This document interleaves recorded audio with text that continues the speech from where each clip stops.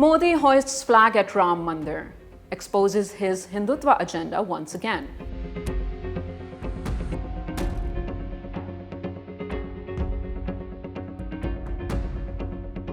In a country once known for pluralism, Modi's temple ceremony is being framed as a moment of national unity.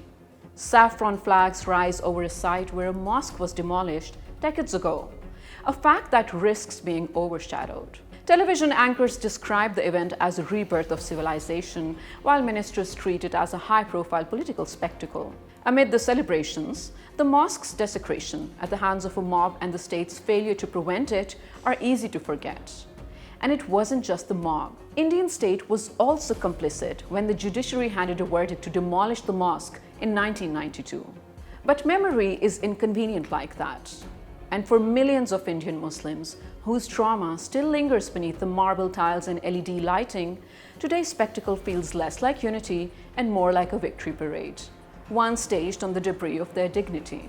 The Prime Minister calls it history, critics call it theatre, and for many watching, it looks like the country's secular foundation is being saffroned away, one ceremonial photo op at a time. Modi's role in the Ram Temple consecration in January 2024 and recent ceremonies has drawn criticism for blurring India's constitutionally mandated separation of religion and state. While he frames the event as a civilizational milestone, critics argue they serve political optics, especially on a site whose mosque demolition traumatized minorities. The Ram Temple movement, central to Hindu nationalist politics since the 1980s, has long been a tool for mobilizing voters. If you're enjoying this video, please like, share and subscribe to our channel for similar content. Let me quickly take you back to the 16th century, where the then Hindustan is under the Mughal rule. Babri Mosque is a major prayer site in Ayodhya, built by General Mir Baki during Emperor Babur's era. For centuries, it functioned as a mosque in Ayodhya, but later, Hindu belief grew that the site marked the birthplace of Lord Ram, though this claim came centuries after the mosque was built, almost like a late revelation fueled by Islamophobia. There is a long history of how it played out since then, but the most consequential event came in 2019.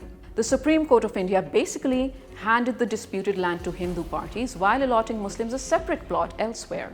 The court did acknowledge the Babri demolition as illegal, yet the land was still granted to the same side that benefited from the demolition. A judgment criticized widely by not just the world, but even the voices inside India.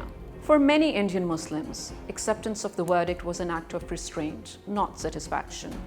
So the visuals of Prime Minister Modi along with the Chief Minister Yogi Adityanath hoisting the Hindu flag on an originally Muslim land is nothing short of triggering. For India's 250 million Muslims, celebrating a temple on the site of their destroyed mosque deepens feelings of vulnerability and marginalization. This does not feel like justice, but rather a profound institutional endorsement of the consequences of religious extremism and mob violence.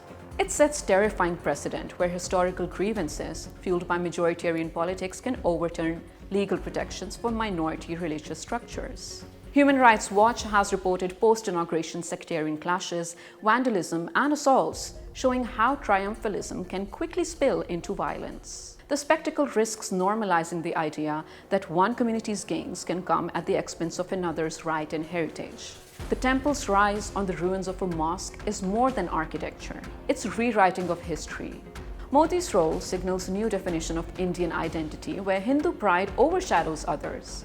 As flags are hoisted, one must ask, who is left behind, and can a nation built on selective memory ever be truly inclusive?